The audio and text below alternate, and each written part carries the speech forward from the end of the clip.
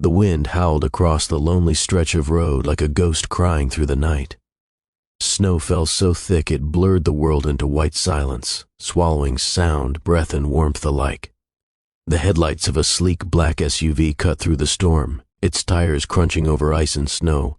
Inside sat Ethan Reynolds, a man whose name carried weight in every boardroom across the city. To the world, he was the untouchable CEO of Reynolds Holdings, a single father who ruled with logic, not emotion.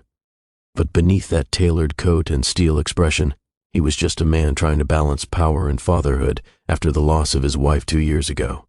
He'd forgotten what warmth felt like, until that night when fate stopped him in his tracks. Up ahead, barely visible through the storm, he saw something, a small figure crouched near a snowbank beside a broken-down car. For a split second, he thought it was a trick of the light, but as he drew closer, he saw movement, a woman. She was clutching something. No, 2 small bundles wrapped in blankets, shielding them with her body from the wind. Ethan slammed on the brakes, jumped out into the freezing air, and ran toward her. The closer he got, the clearer it became. She was crying silently, tears freezing against her cheeks, her body trembling as she tried to keep her babies warm. If you believe in kindness, second chances, and the power of humanity even in life's coldest storms, please like, comment, share, and subscribe to Silent Hope, because this story will remind you that hope can survive even when everything else is lost. Her name was Lila Harper, a nurse who had once spent her days saving others but now couldn't save herself. Just weeks before, she'd lost her home in a fire that took everything: her savings, her belongings, her security. The hospital she worked for had shut down after budget cuts, leaving her jobless overnight. All she had left were her twin babies, Noah and Lily, barely 6 months old, and the desperate will to keep them alive. That night she'd been driving to a shelter in the next town when her old car broke down in the middle of nowhere. Her phone had died hours ago, and the snowstorm had come faster than expected. She'd wrapped her babies in her coat, pressed them close, and prayed for morning. By the time Ethan found her, she was on the edge of collapse. He scooped the twins into his arms first, tiny faces red from the cold, and carried them into his SUV before helping her inside. The warmth of the heater brought color back to her skin, but she looked fragile, hollow, and utterly defeated. She didn't recognize him, of course. She was too weak to notice anything beyond her baby's faint cries. He didn't ask questions. He simply drove, fast but careful, straight to his secluded mountain cabin, a place he rarely visited, one that held the last memories of his late wife. When they arrived, he laid the babies near the fireplace, wrapped them in blankets, and watched as Lila stirred awake. Her eyes fluttered open, and the first thing she did was reach for her children.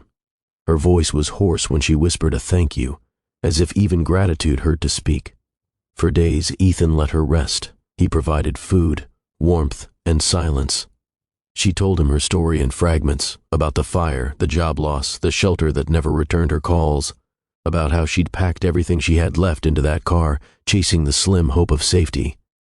Ethan listened quietly, feeling something shift inside him, a crack in the armor he'd built since his wife's death. He had spent years avoiding anything that might remind him of pain. His wife Sarah had been a nurse too, kind, brave, and selfless.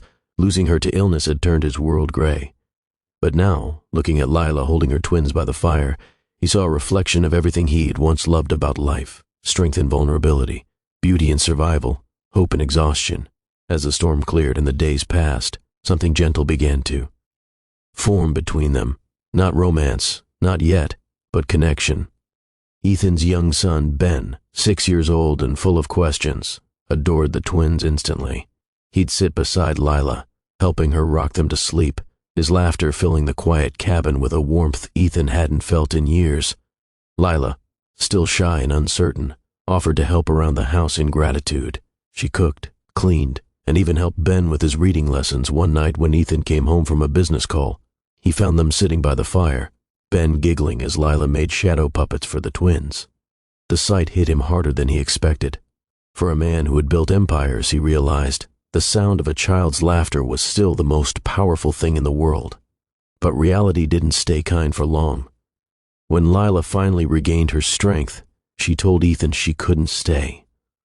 She didn't belong in his world of polished glass and control. She needed to rebuild her life, find work, and start over. Ethan offered her help, but she refused. I can't be your burden," she said softly. Still, fate had other plans. A week later, Ethan's company organized a medical charity program to support rural clinics. During the first meeting, when he arrived to review staffing, he found Lila there, sitting among the applicants. She looked nervous, but determined.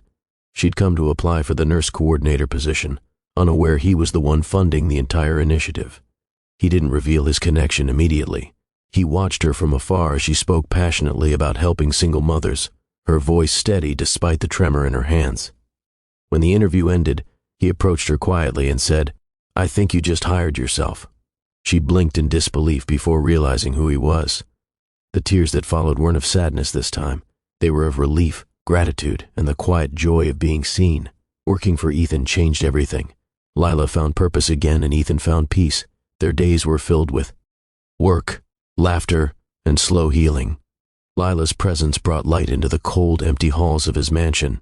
She never tried to fill the void of his late wife. She simply existed with quiet kindness, and somehow that was enough. Ben adored her, calling her Nurse Lila at first, but soon just Lila. The twins grew stronger, their giggles echoing through the house that had long been silent.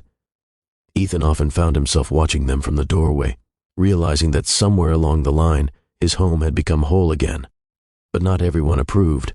The board members of his company whispered that he was distracted, that compassion made him weak. When he refused to let go of Lila's program, they tried to sabotage it, cutting funding, blocking expansion. Ethan stood firm, risking his reputation to defend something he finally believed in. For the first time, his decisions weren't about profit. They were about purpose. He confronted the board in a tense meeting that would define his legacy.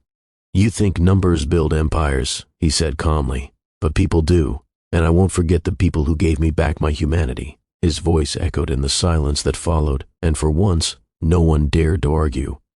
Months later, as winter returned, Ethan took his family back to that same mountain cabin, the place where their story began. The snow was falling again, softer this time, wrapping the world in quiet beauty. Lila stood by the window, watching Ben play with the twins outside, their laughter mixing with the wind. Ethan walked up beside her, holding 2 cups of coffee. She turned to him and smiled, a real smile, one that reached her tired but shining eyes. "Funny," she said softly, "how life can change in a single storm." Ethan looked at her, his voice low but warm. "Or maybe," he said, "hope just needed to find its way home." They stood there together, 2 people who had lost everything but found something greater. A second chance at life, love, and family. The storm that once brought them together now seemed like nothing more than a whisper from fate, reminding them that sometimes the coldest nights lead to the warmest mornings. If this story touched your heart, if you believe in the power of hope, kindness, and second chances, please like, share, comment, and subscribe to Silent Hope. Your support helps us bring more stories of courage and compassion to life. And before you go, comment below, what would you have done if you were the one who found her that night? Because sometimes, even in life's darkest storms, one act of kindness can change everything.